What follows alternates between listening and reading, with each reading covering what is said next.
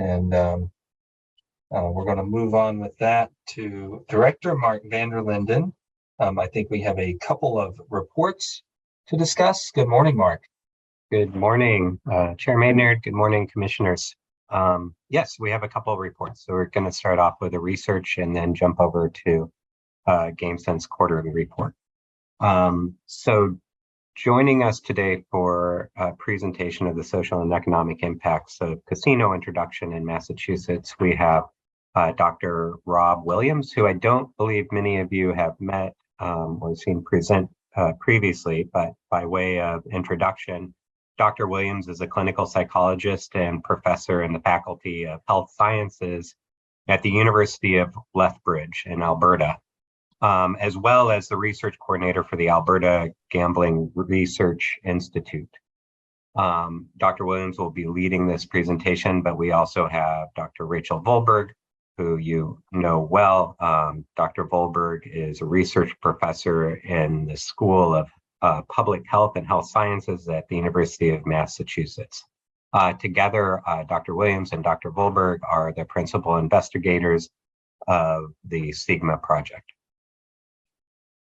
So in 2013, the Gaming Commission selected a research team from the University of Massachusetts Amherst School of Public Health and Health Sciences to carry out the social and economic impacts of gambling in Massachusetts, or SEIGMA, as we refer to it, study to investigate the impacts of casinos in the state. Since that time, extensive primary and secondary data has been collected, resulting in roughly 55 reports and academic publications to better understand what the both social and impacts have been. The report that Dr. Williams will walk you through today is a summative report on the impacts and draws on the findings from all of those reports previously. So I think that the only other piece that I want to say, not joining us today, the lead of the economic side, and I don't see Mark here, is Mark Melnick, and he's the director of economic and public policy research at the University at the Massachusetts Donahue Institute. He leads the economic team, and you'll see a lot of economic data that will be presented here today. So, Dr. Williams, I'll kick it over to you. Thanks, Mark. Let me just share my screen here.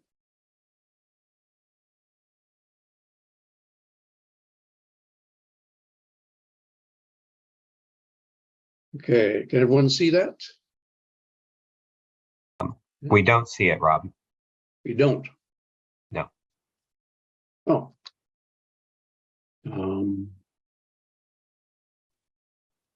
We do now. We see that. Okay. Yep. Okay. Okay. So, good morning, commissioners, and good morning, all attendees. As Mark has indicated, this is a pretty auspicious study. This is the largest research study of gambling ever undertaken in the world. And it's, I think, kudos to the state of Massachusetts that they would fund and undertake such a study. And furthermore, this study collected baseline data before, as well as follow-up data. A lot of casino impact studies do it after the fact. You've introduced a new form of gambling and then you assess the impacts. But Massachusetts did it right. So, as I said, this is the largest study of gambling ever undertaken. It's been over 11 years. We have 22 team members have all contributed to this. Been over $17 million in funding. And it's really to assess the social and economic impacts of introducing casinos into Massachusetts. So I'm going to go through these slides quickly. So we have PPC that was created in 2015, MGM 2018, Encore 2019, and we have designated hosts and surrounding communities associated with each of these particular venues. So again, extensive social and economic baseline data was collected in 2013, 2014 prior to introduction. And we've done 55 interim reports and academic publications to date. And as Mark has indicated, the current report and presentation is largely a summative report on the impacts drawn on these prior reports, but we have some newly collected primary data that augments those findings. And the findings are organized into three sections: social and health impacts, economic and fiscal impacts, and then overall impacts and our conclusions and recommendations that derive from that. So I'll go through these slides quickly as well, but extensive and comprehensive data sources. So we did general population surveys, both before and after the casinos were opened. We did targeted population surveys in the host and surrounding communities, specifically before and after each of the venues was opened. We supplemented that with online panel surveys. The previous population surveys were more representative samples using what's known as address-based sampling.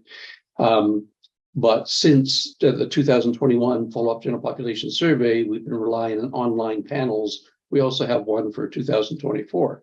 So that gives us a good idea of changes subsequent to 2021.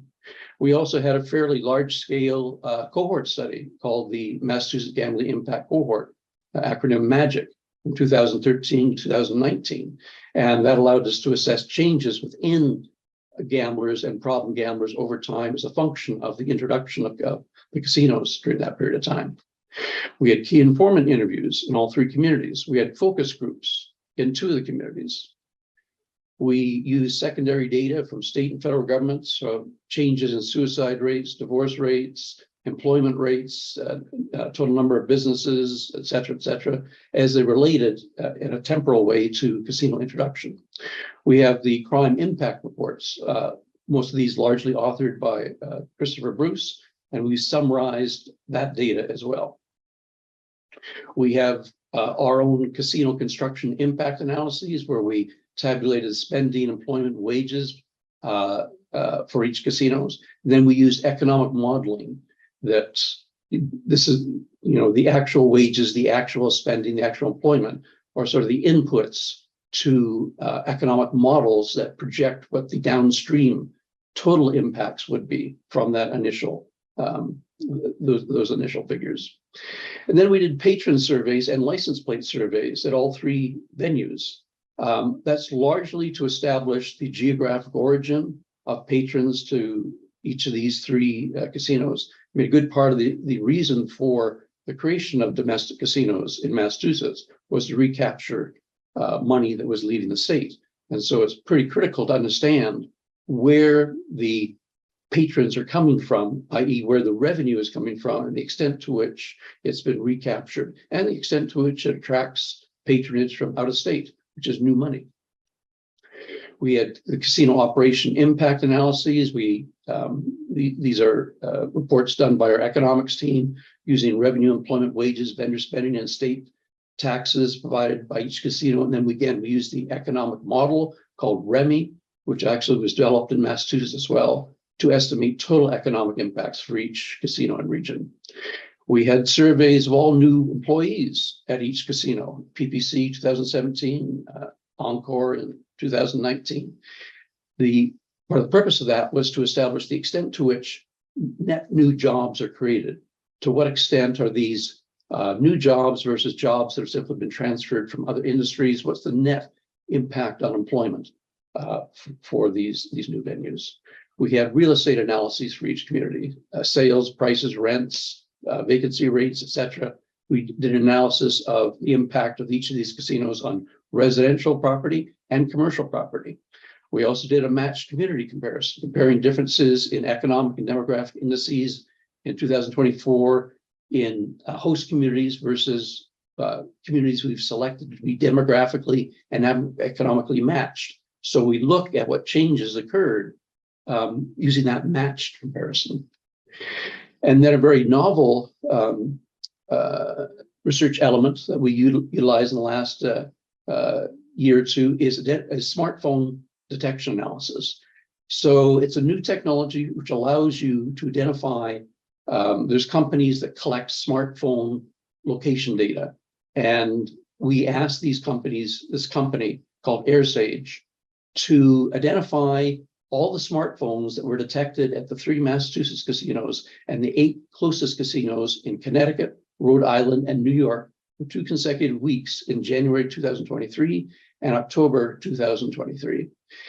The critical thing is that smartphones, the geographic origin of the owner of that smartphone can be identified from that smartphone. So this gives us a really good idea of how geographic patronage has shifted over time and what the current state of affairs is. And that can say something about the degree of recapture and the degree of new money coming in. And we had over 1 million smartphones detected. So getting to the impacts, starting with the social and health impacts, these are subdivided into attitudinal impacts. You know, what's the populace now think of the ready availability of casinos? What do they think the positive impacts are, the negative impacts? Impacts on gambling behavior. To what extent is to what extent has this changed people's participation in the lottery or horse racing or other forms of gambling? What sort of overall impact does this have on past year participation in various types of gambling? And then a fairly critical one of the big concerns is always when you introduce a more ready available product that has potential for harm, that it actually increases harm. So the rate and prevalence of problem gambling in the state, as well as the demographic profile of problem gamblers, and then a whole bunch of associated indices. To what extent is treatment being accessed in the state before casinos versus after casinos? What about personal bankruptcy rates, which is a reliable indicator? Divorce rates, separation rates, child maltreatment rates, suicide rates. So we assessed all those over time as a function of casino introduction as well, to try to get a handle on what sort of impact, if any, do the casinos have on problem gambling related indices. Crime, that's always a concern. So overall crime rates and also illegal gambling, that's something that wasn't reported in Christopher Bruce's analyses, but to what extent has this either suppressed, as you might expect with legal forms of gambling being introduced, or actually precipitated new types of illegal gambling? And then finally, things, a grab basket of other social indices. You know, does the demographic makeup of the student body change because you're bringing in a whole bunch of new casino workers? What about traffic? Traffic surely would have increased. And what about traffic accidents? So we assess those as well. Start with attitudes. And each of these sections starts off with one of these gray slides that summarizes the findings. So, and we analyze these findings both at the statewide level and a host and surrounding community level. And we conclude for attitudes that there are significant changes towards gambling. There is a significant increase in the percentage of Massachusetts residents who believe gambling is now too widely available. But interestingly, we also have a significant increase in the number of people who think casinos are neither harmful or beneficial, and the percentage of people in the host and surrounding communities who think their particular casino was neither harmful or beneficial. The point being made here, as you'll see in the next couple of slides, is that opinions are very polarized. That's going to be really bad. It's going to be really good. And now when they actually have casinos, people saying, well, you know, it's a bit of both. And I'll show you those actual figures. So this is people's perception about the current availability of gambling. And as you see, the BGPS refers to the baseline general population survey. We surveyed 9,500 people in 2013 prior to any casinos opening. And you can see that actually people were pretty content with no casinos. Now, to be fair, they knew at that time that casinos were likely coming to the state. So that might have influenced that sort of accepting attitude. They're fine with what currently existed. But it is interesting that follow-up general population survey in 2021, now the overwhelming majority think that current availability gambling is too widely available. Here again, the caveat there is that legalized sports betting was in the offing there, and that might have, well, probably did influence that response to some extent. Now here's the anticipated versus actual impacts of casino introduction. The gray was before was baseline before the casinos were introduced, and the red is after. As you can see, there's a sort of bimodal distribution. Half the group thinking that they're going to be really good for employment, economic rejuvenation, recapture, and the other half thinking, no, it's going to worsen crime, it's going to increase problem gambling, and there wasn't much middle ground. But that occurred after the casinos were introduced. That the modal response was that they're neither harmful or beneficial. So opinions moderated.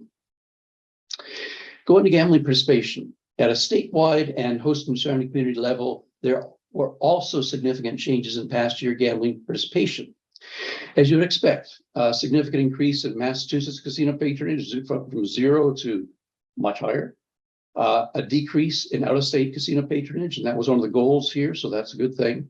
But one of the surprising things is a decrease in overall casino patronage. That's a counterintuitive result that you don't expect when you create additional casinos that are more proximate to the populace, that the overall amount of casino patronage, both in and out of state, has gone down. Now, there's caveats here in that the survey in 2021, 2022, we had some lingering effects of COVID restrictions that probably did influence that to some extent, but our other analyses suggest that that's probably a real thing. There is some saturation, there is some people getting a little bit bored, I suppose, with casinos. And so patronage across the United States is actually going down a little bit.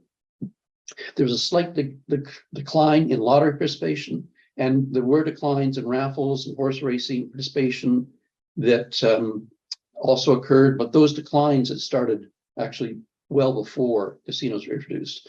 And we all know that there's been a steady increase in online gambling participation, and that trend occurred prior as well. This is the actual figure. These are the 2013 participation rates, and these are the 2021 participation rates. Now, almost everything went down. And again, you have to adjust for COVID impacts here. The only things I want to point out is you still have an increase in online gambling despite the impact that COVID had on this. And again, you have the pretty clear increase in casino patronage in Massachusetts. But this is a complicated slide. Now, a big concern was problem gambling. And we have some pretty unequivocal results here. And the result is that it's both the statewide and host and surrounding community level, there's no significant changes in problem gambling or most related indices. Demographically, problem gamblers are slightly younger than before. There's been a decrease in treatment seeking, although, as we'll see, a big spike in helpline calls beginning in 2022, a decrease in personal bankruptcy filings. There's been actually a decrease in divorces. Pretty much all the indices associated with problem gambling have also gone down, in addition to the population prevalence rate of problem gambling. This particular slide is problem gambling prevalence rate in our cohort, where we followed several thousand people over 5 years. And we did actually see in 2018, 2019, a slight increase. But our follow-up general population survey 2021 shows that did not continue.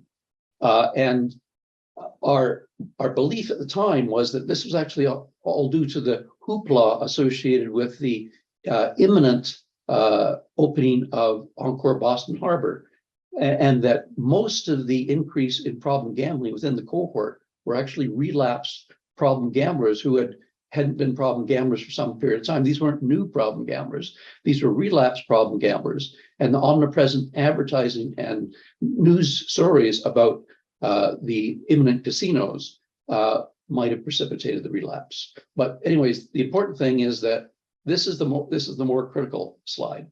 This shows the actual population prevalence of problem gambling in Massachusetts before the casinos opened versus after. And you have two groups of interest here: problem gamblers and at-risk gamblers. People have subclinical levels of problem gambling or have other attributes that make them at risk of problem gambling. No change in that, and a decline, but it wasn't statistically significant.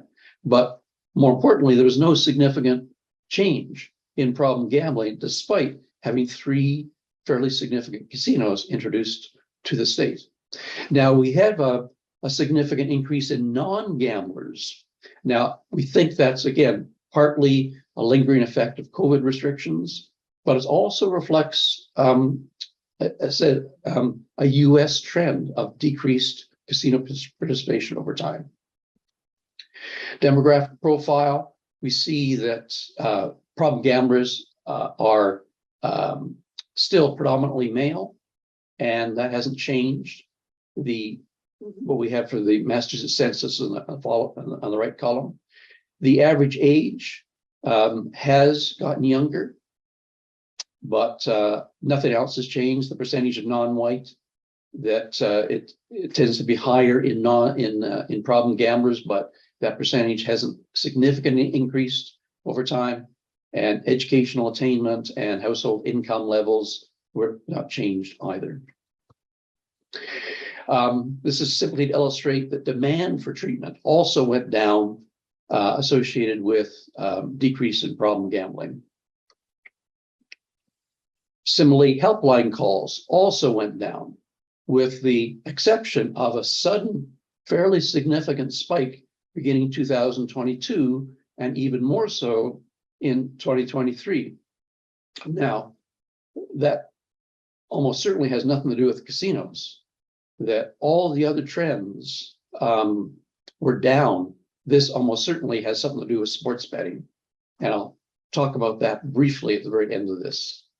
But basic point is that by any measure, problem gambling has not changed and probably has gone down in the state despite having 3 new casinos. Crime. At a statewide and host and surrounding community level, overall crime has decreased, albeit with a slight increase beginning in 2020. Also, there's actually has been an increase in illegal gambling in 2019. Don't really know what to make of that. I'll show you the chart in a second. Small increase in certain types of crime and calls for service at the casino and host and surrounding community level, specifically money laundering, theft of tokens, intoxicated patrons, fraud, person snatching, burglary, theft from vehicles, shopping, and prostitution. But this shows the overall crime rates. As you can see, these are the average property and violent crime rates for each of the host and surrounding communities, both before opening and after opening, and the percent change. We do have a slight increase in violent crime in the PPC, host and surrounding community, but the general trend in all of these communities is decreased crime. The exception of illegal gambling offenses, again, it's pretty small potatoes in the grand scheme of things. I mean, this is total number of illegal gambling offenses in the state. And don't really know what to make of that. But it's still fairly inconsequential, but it still occurs to some extent. Other social entities at a host community level, no impacts on population or educational systems. At a host community level, there have been increases in traffic, as that's fairly commonsensical. There have been increase in accidents, more specifically in Everett and Plainville, and associated with increased traffic volume and alcohol serving establishments, you do have increased rates of impaired driving. So what this shows is traffic volume in Plainville over time, and each of those different colors reflects a different traffic count station. And then we've aggregated them, showing there was about a 10% increase in traffic volume, likely attributable to the introduction of PPC. So not a big change, but it's an expected change. And then you see the reduction in 2020 coincident with COVID. More of an increase in Springfield, we estimate about 12%. And again, we have the COVID dip. And the most increase at Everett. It's a much larger casino, and the traffic stations that were used changed from 2016 to 2017, so it's not a continuous sort of thing. But in aggregate, we do estimate there's about a 23% increase in overall traffic volume, and again with that dip in 2020. Now, as you might expect, with that significant increase in traffic volume in Everett, we do see an increase in vehicle crashes in Everett. And this is largely at the construction phase, like 2016, 2017. And then it dissipated as construction was wrapping up. We also see a small spike in Plainville in 2017, but that also decreased. So it's just par for the course. If you have more traffic, you have more traffic crashes. So that summarizes the social impacts. Now for the economic and fiscal impacts, we divide that into direct economic impacts. What are the direct economic impacts of construction expenditure, the operating revenue, the operating expenditure, and net casino profit? And then those are the inputs to trying to figure out what the downstream ripple effects are from those monies and numbers. The total impacts on economic impacts in the state for casinos, construction, total impacts of operation. And then we look at secondary data, which hopefully should corroborate and parallel what we find using our economic modeling. And then we also have data on real estate impacts. So in terms of direct economic impacts, we conclude the building and operation of the casinos had significant direct economic benefits both statewide and regional level. All three casino companies are based outside of Massachusetts, and they spent considerable amount of money in Massachusetts building these facilities. So this is all new money to the state. About 115 million for PPC. That doesn't include, various equipment. Probably closer to $250 million when you include everything. And the critical thing is that money was spent in Massachusetts buying these supplies, construction equipment, etc. $500 million or closer to $1 billion for MGM. And again, what we point out there is that a lot of these economic benefits occurred disproportionately to the host and surrounding communities. And the most for Encore Boston Harbor, maybe 2.6 billion in total, with Encore Boston Harbor host and surrounding communities receiving about 28% total spending, and the host county of Middlesex receiving about 15%. So the host and surrounding communities, the state generally benefited, but particularly the host and surrounding communities. Large local workforce also employed, maybe 500 or more for PPC during the 14-month construction period, and 81% of those employees were from Massachusetts, 1,200 for MGM, and 70% of employees from Massachusetts, about 2,500 for Encore Boston Harbor, and the huge majority were also from Massachusetts.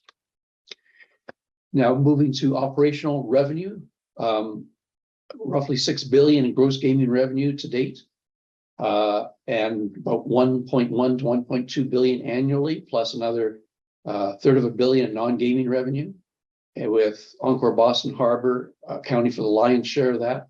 Now, this is a fairly critical one, and we garnered this from our patron surveys and our AirSage cell phone analysis, like where's the money coming from? Because this is a pretty critical measure of the true economic benefits.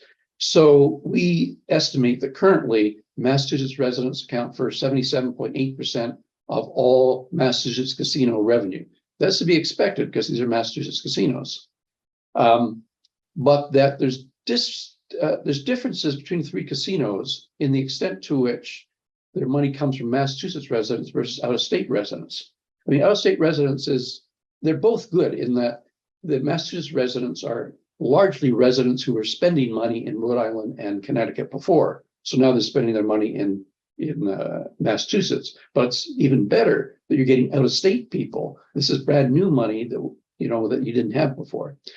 So we figure that PPC, about 92% of the revenue comes from Massachusetts residents, 80% for Encore, and 62% for MGM. MGM is picking up a significant amount of revenue from Connecticut. So Connecticut residents count for 6.8% of Massachusetts residents, New Hampshire 2.5%, Rhode Island 2.4%, and 10.5% elsewhere. There's a lot of different states. We were finding people from Florida, Texas, California. There's a lot of people who do actually visit, or at least when they visit Massachusetts from other states, who come to the casinos and presumably spend money. So there has been significant recapture of Massachusetts patronage previous to leaving the state. Now, that being said, we also assessed the Massachusetts patronage of the other states, New York, Rhode Island, and Connecticut at the same time, using their cell phones to figure out how much money is still going to these other states. And we figure that Massachusetts still accounts for over half of all of Rhode Island casino revenue still, and about 14% of Connecticut revenue. Now that's about half of what it was historically, but there's still people going to Foxwoods and Mohegan Sun, and about 2% for New York. So in total, we figure there's still a net loss of about 360 million a year, but that's much lower. There were license plate surveys done in the 90s and early 2000s that tried to ascertain the extent to which each state was getting revenue from different states. And in 2015, those license plate surveys estimated about $665 million was leaving the state. And now that's considerably less, but it's still occurring. And this shows the chart of overall casino operation revenue. And it also shows you the impact of each of these new casinos on the previous casinos. And so there was a bit of a dip in PPC revenue when MGM opened, and maybe a bit of a dip. Well, actually, no, that's more likely attributable to COVID in 2020. But they each, they each maintain a steady revenue stream. Again, it shows that Encore still accounts for the lion's share. Main operating expenses, state GGR tax, and that amounts to 330 million in fiscal 2023. That's a major benefit to the state of Massachusetts. Operational costs, roughly $500 million a year, and you have to buy supplies, leasing costs, business tax, and half of that money goes to Massachusetts. Wages of 271 million a year, and that's almost all to Massachusetts residents. This shows the increase in aggregate Massachusetts state GGR tax and the, I think, 13 different streams which is allocated to. So a major benefit to the state government and the bodies that receive these funds ultimately. Net casino profit and its distribution. So we estimate casino GGR and non-gaming revenue to be 1.5 billion a year, casino expenses to be 1.1 billion a year. Net profit's difficult to calculate, but the thing we want to point out here is that because these companies are not based in Massachusetts, and because they have no other business holdings in Massachusetts, any profits that do accrue leave the state. So that was the direct impacts. Now we project the total impacts, and it's really just an exponential increase of what we saw here. The building operation has of casinos has had substantial additional indirect economic benefits at both the statewide and regional level. Total job years we estimate at 19,000. That's huge. 14 billion in increased overall economic activity. 2.2 billion in net new economic activity. The economists out there will understand these values, but they're all very positive. And 1.5 billion in personal income. In terms of annual operation economic impacts, these casinos support about 18,500 jobs, and most of those are in the private sector. And on an annual basis is about $3 billion in increased economic activity. About $2 billion in new net economic activity. It's still pretty small in terms of the total GDP of Massachusetts, 0.3, but anything that adds to GDP is good. And about 1.6 billion in personal income. So the secondary economic indices, we're looking at everything I've said up to this point is projections based on our REMI economic modeling of what the impact should be. And our secondary economic indices are actually looking at overall number of new businesses, rate of business bankruptcies, et cetera. And they largely parallel what I've said.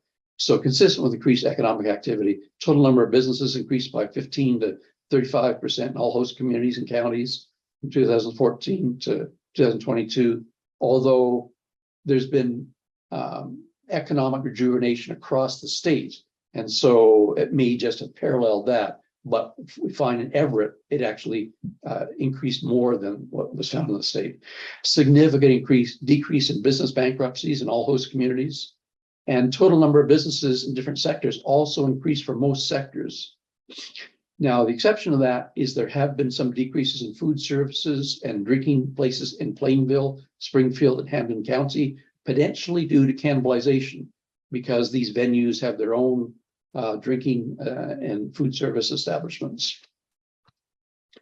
This shows the business bankruptcies all went down, coincident with the introduction of casinos. Again, the overall health of the Massachusetts economy may be more of a driving factor here, but certainly the casinos didn't have any negative impact on business bankruptcies.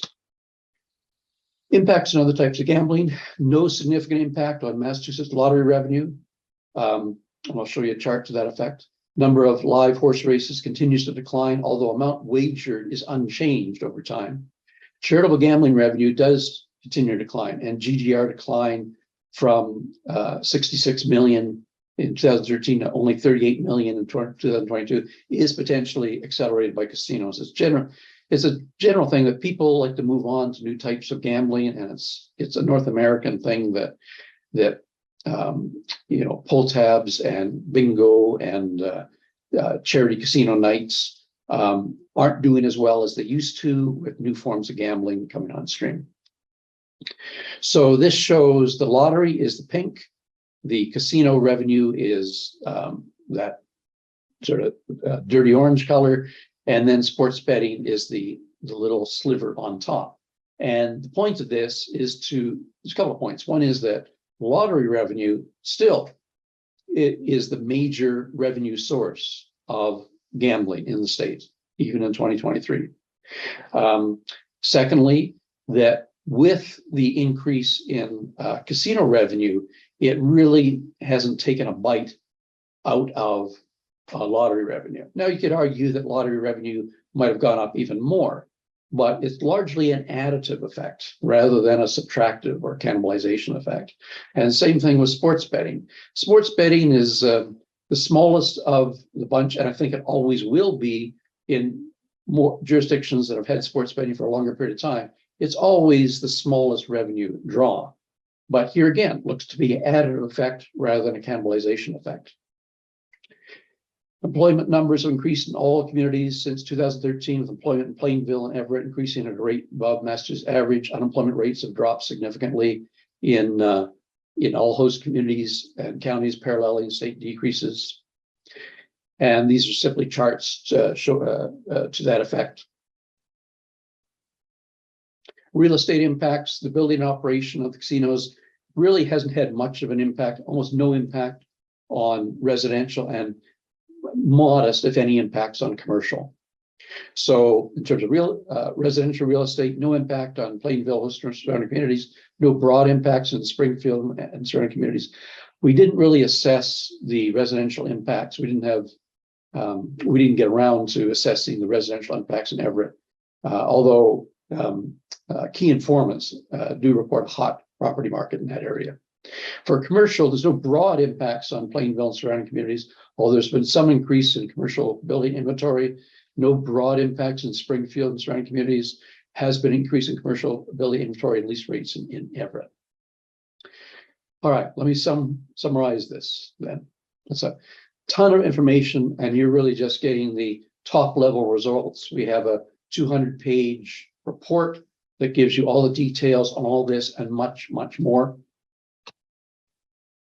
There's positive impacts and some negative impacts. In terms of positive impacts, there's been a significant increase in overall economic activity and employment, particularly in areas close to the casino This is due to the billions spent by out-of-state companies building the casinos. This is new money, billions in revenue, primarily from recaptured money that was leaving the state. And then there's been large downstream ripple effects in the Massachusetts economy from this monetary investment and recapture. Now, the benefits far outweigh the losses, but losses still occur by virtue of significant continued out-of-state casino patronage, mostly in Rhode Island and Connecticut to a small extent, and net casino profits leaving the state. Another positive impact is the significant amount of money garnered from casino GGR tax, hundreds of millions to the state government, which then used benefit towns and cities, well, Massachusetts citizenry, where generally an additional leisure option has been available to Massachusetts residents. Some negative impact on employment and revenue in other sectors, restaurants, bars, and other types of gambling. So a little bit of cannibalization, small increase in certain types of crime, casino and surrounding area, some increase in traffic volume, accidents, impaired driving to the casinos. And attitudinally, Massachusetts residents now believe that gambling is too widely available. However, the main negative impact is where the money is coming from. And this is a bit of an eye-opener in that this significant increased economic activity in Massachusetts largely derives from the expenditures of at-risk and problem gamblers. So what we assess when we do these population surveys, we also assess what they're spending on different types of gambling. And what this shows is that in 2013, that at-risk and problem gamblers accounted for 74% of the casino expenditure, and that has increased to 90% in 2022, and that is the major concern. Recommendations. Pros and cons to adding a fourth casino in Region C. The thing we learned from, really important thing we learned from the AirSage data is that most of Rhode Island, again, Massachusetts is still contributing 51% of all Rhode Island casino revenue comes from Massachusetts, and overwhelmingly it's coming from Bristol and Plymouth counties. So in the same way that MGM, PPC, and Encore Boston Harbor cause significant recapture, there would undoubtedly be significant recapture of the Rhode Island money that's going to the Rhode Island casinos. Now, the other side of that is that we know there's saturation of the market. Overall, casino patronage is declining, and Massachusetts residents already feel gambling is too widely available. There needs to be some reduction in the casino industry's reliance on at-risk and problem gamblers, 90% of revenue. These are the things that have been demonstrated in other jurisdictions that really will decrease that revenue draw. Automated alerts to people when their gambling behavior escalates. You can use reward cards, and there's algorithms you can develop. The player card data that's available in Massachusetts could be used to determine algorithms to provide automatic alerts to people before they become problem gamblers, and other jurisdictions that use that show it to be very effective. Reward responsible gambling. It's a bit odd that we have reward cards that reward expenditure. You don't reward people for buying extra cartons of cigarettes, or you drink 5 beers, get your 6th free. But we do that for gambling, and it's a bit counterproductive in terms of minimizing the harm. And so, losing reward points after a certain level of expenditure, or taking a self-assessment of gambling fallacies or problem gambling to get reward points. There's other ways you can change those contingencies to reward responsible gambling rather than gambling expenditure. Restricting ATM access and withdrawal amounts, mandatory pre-commitment, or incentivizing voluntary pre-commitment. I mean, pre-commitment's a good thing, but we know that voluntary uptake tends to be low, and it's not the people you really want to. It's not the people who need that. And so those are the things that have been shown to have greater uptake, and potentially better promotion of third-party initiation of self-exclusion, which is in the legislation. Periodic reassessment of the findings that I've just mentioned, as Massachusetts casino impacts always change with changing consumer interest in casino gambling. Like these pretty significant economic benefits may decline with time. Who knows? Or they may increase. And increased competition. you have the Nash Casino in Nashua, in New Hampshire in 2025. You have 3 large-scale casinos in New York City at some point in the future. You got legalized sports betting. You got online, expanded online casino gambling potentially in the offing, and all of those potentially will impact or won't impact. And so monitoring the casino impacts is important. And finally, these findings do not apply to legalized sports betting or online gambling. It's a different kettle of fish, that the economic benefits appear smaller, and everything we've seen so far is the risk of social harm seems much higher. I mean, one final thing I'll say before I wrap this up is that it was a bit of a surprise to everyone that problem gambling didn't increase in the state despite 3 casinos. And almost certainly it's due to the fact that all the surrounding states had casinos, and that the rate of casino participation, both before and after casinos were introduced to Massachusetts, wasn't much different. So Massachusetts residents were already going out of state for casino gambling before. So having closer casinos really didn't make much difference. So they'd been inoculated and exposed to it before. And that's likely why there's been no impact on problem gambling. That's not the case for sports betting. You have more naive population. And when you ever introduce a new form of gambling that the population hasn't been exposed to, you expect much more dramatic effects. So we would argue for a comparable socioeconomic impact study of that. And that is it. And open to any questions or comments. Thank you, Dr. Williams. I'll start with my fellow commissioners. Commissioners, questions, comments for Dr. Williams? Mr. Chairman. Commissioner Hill. Dr. Williams, that was great. And thank you. It's a lot of information in a very short amount of time. I could probably go on for half. Can you explain to me what is illegal gambling in regards to the report that you have done? When I think of illegal gambling, I'm thinking of somebody who goes down to a bookie to make a bet for a sports wagering.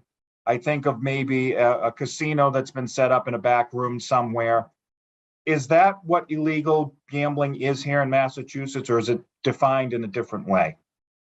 No, it's largely defined in those ways.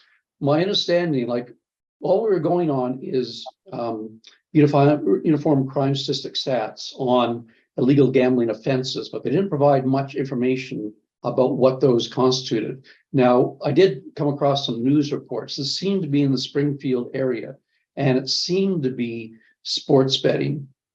But we also, when we assess casinos, we also ask people, are you going to casinos out of state or underground casinos? And there's a tiny bit of that, but my sense is it's largely illegal sports betting. Okay, so that's what I thought, and thank you for clarifying that for me. And I think I heard you say in your presentation that as we have seen increase on online gambling or online casinos, that we see a decrease in brick and mortar revenues. Did I hear you correctly? That's true, but it's also not true in that, yeah, that's what that slide indicated. The slide indicated that we think a lot of those participation rates were affected by COVID restrictions. But the point I was making there, despite the COVID restrictions, or maybe because of the COVID restrictions, online gambling went up. But there's a lot of research from other jurisdictions in the world that online gambling largely does not cannibalize brick and mortar. It's another add-on. It's like when the casinos are closed, you log on online. So there's a ton of research on that, and I don't think there's much to worry about in terms of negative impacts on brick and mortar.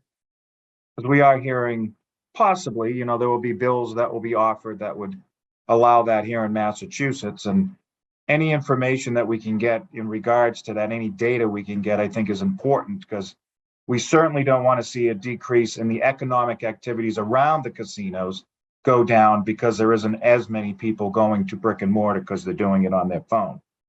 And then the last question I have, because I don't want to hog up the conversation, has to do with revenues in other states. You're not used to me, but all my colleagues here are. I always ask about New Hampshire because I live up near New Hampshire. I see what's going on in New Hampshire. And there is a concern that I have. So in the report, 51.5% of Rhode Island revenue comes from Massachusetts, according to your report. Have you done reporting of what New Hampshire revenues come from Massachusetts citizens? And more importantly, you mentioned one casino that's going to be coming to New Hampshire, but there's actually 3 or 4 more proposed casinos coming to Massachusetts. And I wonder if we will go there because it's closer for some. Yeah. So my question is, did you do any report on New Hampshire revenues, and more importantly, in the future, with what the proposed casinos, what it might do for our economic picture here in Mass? So some quick answers to that. No, we didn't include New Hampshire because we had to choose large casinos. And at the time, there were no large casinos in New Hampshire. So we chose the casinos that Massachusetts residents say they were going to both before and after. So it was largely New York State, Connecticut. So we don't know. I mean, certainly New Hampshire is getting some, and undoubtedly these new casinos will attract more. It's just the nature of the beast, but we don't really have a quantifiable figure on that. But I would guesstimate it's going to be a lot lower than Rhode Island, and even lower than Connecticut, but and maybe in the realm of New York, like 2 or 3%, but that's just a guess. And if my fellow colleagues can let me ask one more question. When we're talking about the Rhode Island revenue pictures, I know PPC, is right near one of the casinos there, and they don't offer table games, which I think is, unfortunately, a lot of people love the table games, and that's why they go to Rhode Island in that area. And in your view, and you don't have to offer an opinion if you don't want to, if we would add table games or a Regency, which you talked about briefly, would we recapture those Mass residents that are going to Rhode Island? You touched upon it, but can you elaborate a little further on it? Well, as we know, the lion's share of gaming revenue comes from slots rather than tables. It's true that PPC would garner even more patronage if it had the tables, but it's always sort of second fiddle to slot revenue. So I think even if you put a slot parlor in Region C, that would recapture most of it. But you get biggest bang for the buck if you had tables and slots. But I don't think tables by itself is the answer. Oh, I'm talking about including it as part of, not by itself. My apologies. Oh, yeah. I mean, everything would help. And it makes it for more of a destination style casino, and that would make it more attractive. So yeah, I mean, I think if you're going to create a casino there, having table games, I mean, from an economic standpoint, it makes sense that there be a casino there because you still have major leakage to Rhode Island. And, the more attractive it can be to people in Bristol and Plymouth counties, the more you're going to retain the money. Thank you, Dr. Williams. Thank you, Mr. Chairman, and thank you to my fellow colleagues for allowing me to ask those questions. Thank you, Commissioner Hill. And I will go ahead and say you took my Rhode Island questions off the books. So thank you for doing that. Commissioner O'Brien, any questions, comments? No questions. My comment is it's tantalizing to see these and then realize that post PAPSA and post 2022 sports betting is not part of this. So it will be really interesting to see as you go forward what impact that really does have. So that's just it's more of what I'm looking forward to in the future in terms of hearing what that's going to be. But interesting to hear about the recapture, particularly out in Springfield. That was an interesting number I had not heard before. So thank you again for your work on this. I appreciate it. Yeah. No, in aggregate, this was a very smart decision to create domestic casinos. It's rare that you could have. Usually, it's a mix of negative social impacts plus positive economic impacts, and here we have really negligible social impacts and really significant economic impacts. So this is a good news story for Massachusetts. Thank you, Dr. Williams, and thank you, Commissioner O'Brien. I will say that my only note, Dr. Williams, was economically, the benefits, and I'm quoting you, far outweigh the losses. And so that's something that we have to balance per the statute, right? To maximize the benefits and minimize the harms. And so to think that the great work that Director Vander Linden and his team are doing, as well as the commission writ at large, is working to do those two things, maximize the benefits and minimize the harms. It makes me really proud to be a part of the commission. So, and thank you for your work. And I, like Commissioner O'Brien, look forward to seeing the future studies.